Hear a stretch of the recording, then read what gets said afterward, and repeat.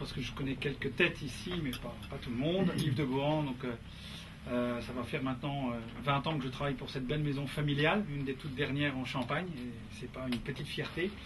Et ça va faire bientôt 6 ans que j'ai la chance d'avoir la charge d'un des marchés chouchou de Laurent Perrier, la Belgique et les Belges. Chouchou parce que de fait la Belgique est pour Laurent Perrier le deuxième marché export mondial pour la marque, pour la maison. Donc c'est vraiment une longue histoire d'amour dont on parlait d'ailleurs tout à l'heure avec Claude, puisque le partenariat et le bon business avait démarré notamment avec la maison Martini à l'époque depuis plus de 40 ans. Et un dénommé Monsieur Vastapan, pas du tout épicurien comme vous savez. Alors ce soir, c'était l'occasion, et je remercie Alain et Claude de m'avoir donné l'opportunité. J'avais dit, oui, pourquoi pas, parce que l'image de Laurent Perrier a peut-être été un petit peu, parfois dans le passé, un petit peu, j'ai envie de dire, un peu mass market. Et un des soucis, des challenges que m'a confié la famille de Nonancourt, c'est justement, compte tenu de la qualité des épicuriens et de la restauration et de l'Horeca en Belgique, allez, je ne vais pas dire de rehausser, mais de faire encore mieux découvrir les champagnes, notamment haut de gamme. Parce que paradoxe, le Belge est un des plus gros consommateurs au monde du champagne. C'est plus de 9 millions à 10 millions de bouteilles de champagne. Donc c'est pas mal. Plus les 3-4 millions que les Belges vont acheter, dont vous faites d'ailleurs sans doute partie, directement en Champagne ou chez Auchan, qu'il y a un Folger qui sort. Bon, bref. Donc le marché est même plutôt autour de 12-13 millions de bouteilles. Mais le gros challenge, c'est pas la quantité, c'est la qualité. Et en dehors des quelques grandes marques dont nous faisons partie, le Belge consomme beaucoup aussi de champagne de vignerons et surtout du brut sans année, voire un peu de demi-sec, mais très peu de haut de gamme. Quand je dis haut de gamme, ça veut dire du champagne millésimé, ça veut dire du rosé, et ça veut dire des cuvées de prestige. Donc un de mes défis, une de mes missions, c'est justement, avec d'autres marques, parce qu'on n'est pas tout seul, mais c'est à nous, en tant que marque quand même importante sur le marché, d'être un peu les moteurs, et j'ai envie de dire, entre guillemets, en toute modestie, les éducateurs, les formateurs de ces cuvées. Donc ce soir, vous êtes des épicuriens avertis, et des passionnés de vin, avec ou sans bulles. Et ce soir, je me suis dit que ça pouvait être une bonne idée de vous présenter le tout dernier né, le dernier bébé de la gamme Laurent Perrier, qui est comme une gamme riche. On a quand même 7 champagnes différents, il n'y a pas que du brut et du demi-sec, voire le rosé. Il y a le fameux millésimé. Pour vous donner juste une idée, sur un marché de 9 millions de bouteilles, le segment du millésime champagne, tout compris, de Deleuze à tous les grands restaurants gastronomiques, tous les grossistes, ne représente que 70 000 bouteilles de champagne. Donc il y a du boulot sur 9 millions de bouteilles. Laurent Perrier a une jolie part, et moi je me suis fixé comme challenge personnel avec mon équipe de faire découvrir, parce que je trouve que les cuvées de prestige c'est une chose, le brut sans année c'est une chose, mais entre les deux, pour un champagne qui va valoir 40-45 € dans le commerce, c'est pas le bout du monde, et on a des très jolies choses, et ce soir je me propose de vous le faire découvrir. Ça peut aller avec des entrées, ça peut aller avec à l'apéritif, mais aussi avec des volages ou avec des poissons. On a un champagne ici qui est ce millésime 2002, qui est un champagne, allez, c'est toujours difficile de dire ça, mais vraiment hors norme. C'est d'après notre chef de cave un des plus grands du siècle. Il vient d'arriver sur le marché il y a quelques semaines. Il a un potentiel de folie. À la limite, j'ai envie de dire, il ne faut presque pas le boire maintenant. Il n'a que 9 ans. On me demande parfois est-ce que le champagne peut vieillir. Celui-là, je vous promets, pour vous faire une petite confiance, je m'en suis même acheté déjà moi pour le mettre de côté et je vais l'oublier pendant plusieurs années, surtout en Magnum. Vous allez voir dans ce champagne, je ne sais pas si vous avez déjà mis le nez dedans, donc on est sur un 50-50 Pinot Noir Chardonnay. On a une très belle acidité, on a déjà quelque chose qui dégage déjà une belle puissance, mais surtout ce qui frappe, c'est la fraîcheur, c'est l'acidité au sens noble du terme, et il y a un potentiel assez incroyable.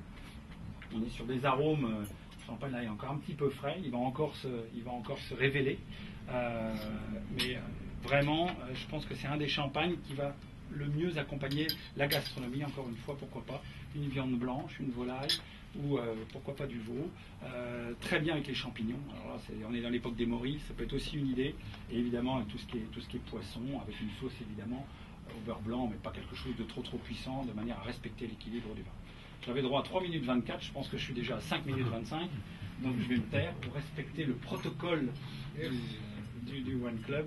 Je vous souhaite une excellente soirée, à votre santé, et j'espère belle dégustation. Merci de votre attention. Dames en heren, een goede avond. Ik wil ook het topmanagement bedanken om mij hier even te laten spreken. Ik stel mij voor, Christophe Leenaerts. Ik ben founder en CEO van firma Telemac. We zijn ook al iets meer dan een jaar en een half sponsor van Top Management, al hun evenementen. Wij hebben de eer om de sprekers te mogen filmen, zoals vandaag. Nu sta ik eens voor de camera, meestal sta ik aan de andere kant van de camera. Ik ga het vrij kort houden, want ik heb minder interessante dingen te verkondigen dan deze lekkere dingen. Waar staat Telemac voor? Wij zijn een bedrijf die gespecialiseerd in streaming video, webcasting. Qu'est-ce que c'est le webcast? Le webcast, c'est la transmission d'images et de sons par le protocole Internet. La plupart des patrons aujourd'hui commencent à savoir qu'ils peuvent se présenter et présenter leurs chiffres en bourse sur Internet. C'est exactement ce qu'on fait. Nous sommes une société qui a été créée il y a 16 ans déjà. Ça va faire bientôt 17 ans d'ailleurs, en décembre. Nous sommes leaders européens dans notre métier et numéro 5 au monde. Nous avons la chance de travailler dans tous les métiers et pourquoi j'ai pu parler aujourd'hui, c'est parce qu'entre autres le sport nous intéresse beaucoup et que donc des grands événements sportifs ont fait appel à nous dans le passé et j'espère encore dans le futur. Mais aussi le département d'État américain, la Maison Blanche, les institutions européennes et des grandes sociétés internationales, cotées ou non en bourse, et puis aussi des concerts, etc. Donc si un jour vous avez besoin de notre aide et de nos conseils, n'hésitez certainement pas. Je suis régulièrement présent au Top Management et mon équipe aussi. Et sinon, vous pouvez nous retrouver sur internet www.telemac avec un K.com. Je vous remercie et bon appétit. Vrienden van Top Management, bonsoir. Alain m'a dit que les vins avaient été particulièrement bien choisis par notre ami Claude et délicieux ce soir, et donc il n'avait pas envie de se lever. Et donc, comme j'ai le plaisir de partager l'aventure de Top Management depuis 1 mois et demi, je vais me faire le plaisir de présenter notre orateur de la soirée. Philippe Rogge heeft een Master Applied Economics van de Universiteit van Gent en daarna een Master in Management van de Vlerik Management School. Hij heeft al een zeer mooi loopbaan achter de rug bij ESSO, CMB en Belgacom. Et comme vous le savez tous, il fut le chef de la délégation sportive belge aux Jeux Olympiques de Pékin il y a maintenant 3 ans. Donc, il est parfaitement placé pour nous parler ce soir de toutes les choses, bien entendu. Pour une fois, ceux qui interrompent l'orateur ne sont pas à côté du chauffage. Oui, parce que j'ai été soigné toute la soirée. Et donc, il est idéalement placé pour nous parler de toutes les analogies possibles entre le leadership dans le monde de l'entreprise et dans le milieu sportif. Aujourd'hui, Philippe Rogge est le patron de Microsoft Belgique et donc il va nous entretenir de toutes ces analogies qu'il a pu établir entre ces deux mondes qu'il a parfaitement connus. Philippe Rogge, vous avez la parole. Merci.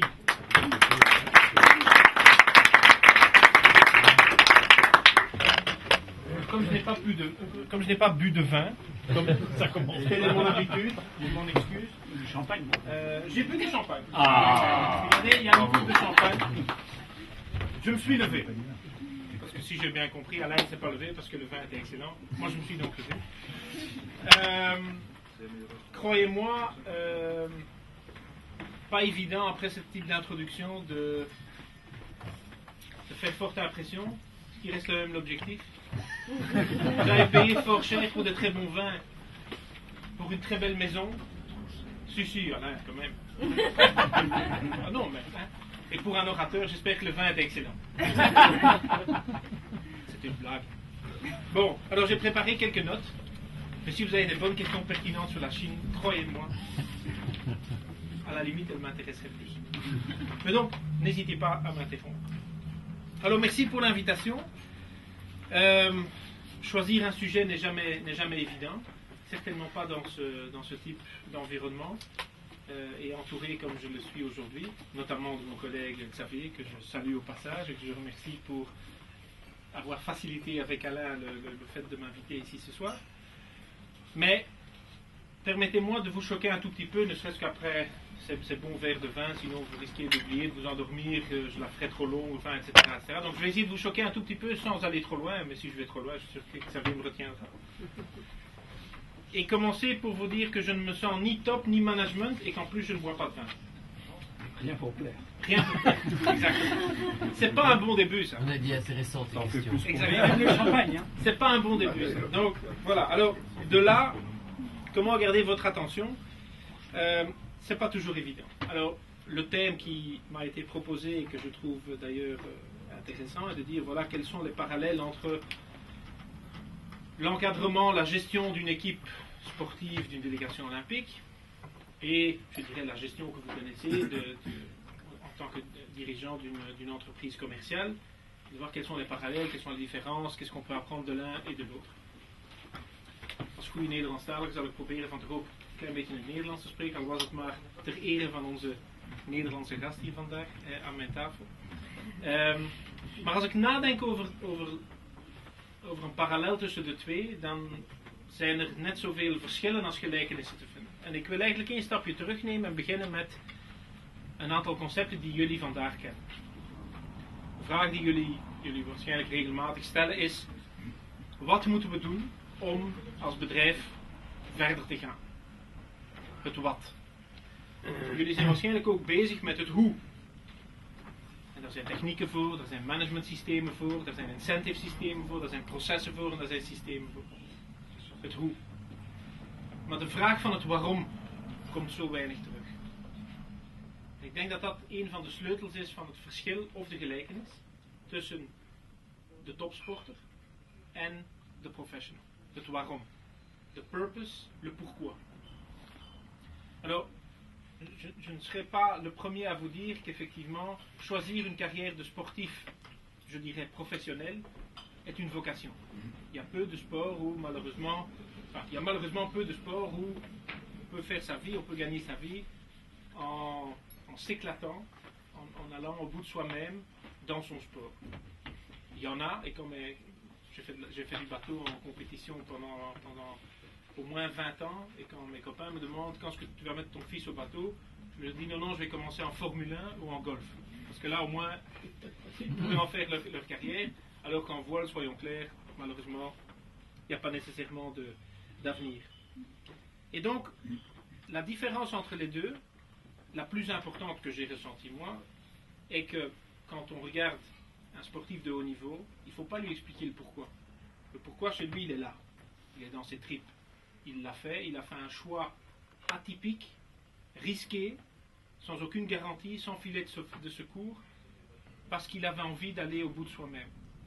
Par contre, il ne sait pas très bien toujours comment y arriver. Et donc il essaye de s'entourer de gens qui ont été des anciens athlètes et qui l'ont fait avant lui ou elle, qui sont des spécialistes au niveau de la nutrition, qui sont des spécialistes médicaux, qui sont des spécialistes en termes de psychologie, etc., etc. Mais le pourquoi est là. La volonté est là, le feu sacré est là. En société, l'inverse est souvent vrai. Il sait pourquoi il vient.